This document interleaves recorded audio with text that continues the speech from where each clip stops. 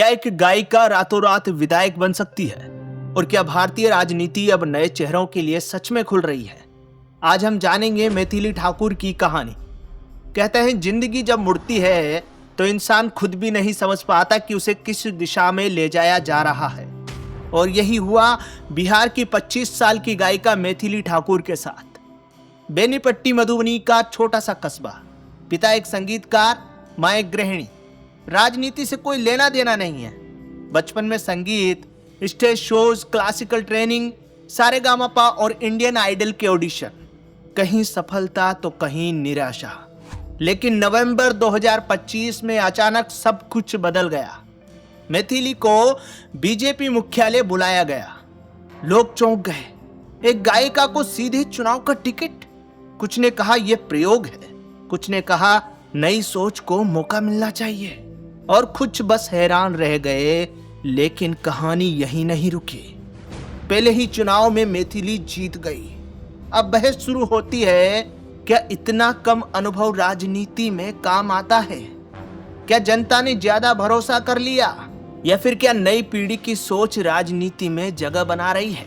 विरोधी पूछते हैं क्या वो जिम्मेदारियां समझ पाएंगी, क्या वो प्रशासन चला सकेंगी? लेकिन समर्थकों का तर्क भी है, नेतृत्व हमेशा अनुभव से नहीं, नियत और सीखने की क्षमता से मापा जाता है। और यही इस कहानी का सबसे दिलचस्प पहलू है।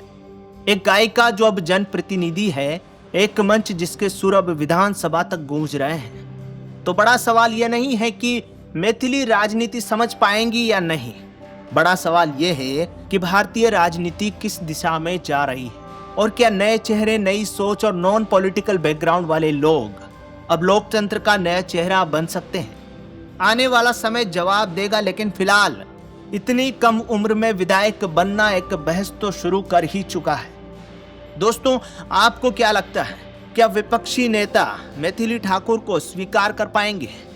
क्या वो लगातार 5 सालों तक, अगले 5 सालों तक इसका विरोध करेंगे, जैसे कि आरजेडी ने और उनके नेताओं ने पूरे चुनाव के दौरान मैथिली ठाकुर के खिलाफ जो माहौल बनाए रखा? इवन चुनाव के दिन भी उनका जबरदस्त विरोध किया। उसके बावजूद मैथिली ने जीत प्राप्त की। अब देखना यह होगा कि अगले 5 साल तक सामने वाले क्या रवैया अपनाते हैं। ऐसा पहली बार नहीं है कि कोई नॉन पॉलिटिकल बैकग्राउंड से कोई चुनकर आया हो। ऐसे बहुत सारे नेता हैं, बहुत सारे सांसद हैं जो बिना किसी राजनीतिक अनुभव के आज राजनीति में है। लेकिन वहीं दूसरी ओर मैथिली ठाकुर का इतना जबरदस्त विरोध एक गंभीर सवाल पैदा करता है।